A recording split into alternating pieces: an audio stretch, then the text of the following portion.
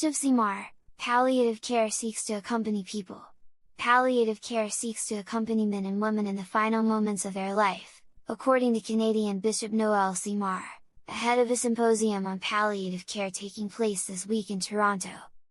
Palliative care is not about terminating someone's life, says Bishop Noel Seymour. Instead, it means accompanying each person as their earthly life draws to a close, and attending to their physical, emotional, psychological, social, and spiritual needs. The Bishop of Valleyfield, Quebec, Canada, is chairing a symposium on palliative care taking place this week in Canada, under the auspices of the Canadian Conference of Catholic Bishops and the Pontifical Academy for Life. In an interview with Vatican News ahead of the event, Bishop Seymour noted the confusion around palliative care, where euthanasia is permitted under the euphemism medical assistance in dying, or MAID.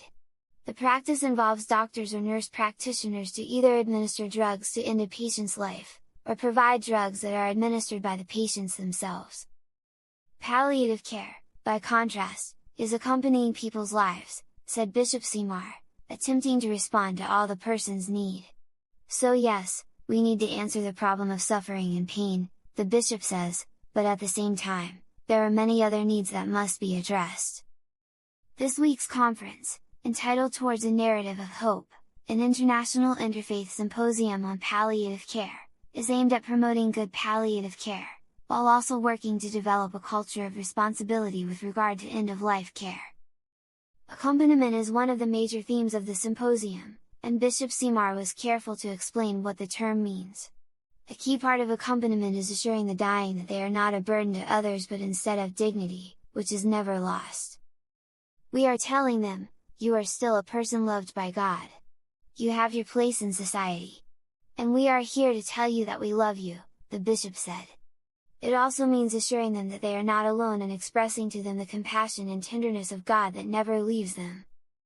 Bishop Seymour likewise highlighted the importance of listening to the person, to her fears, to her anxiety, and also to what she is unable to say.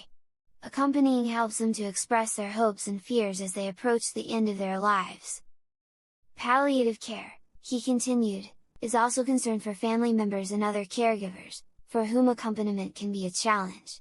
We have to be there to listen to them and maybe offer them some respite, he said, adding that listening to all those involved in palliative care is essential.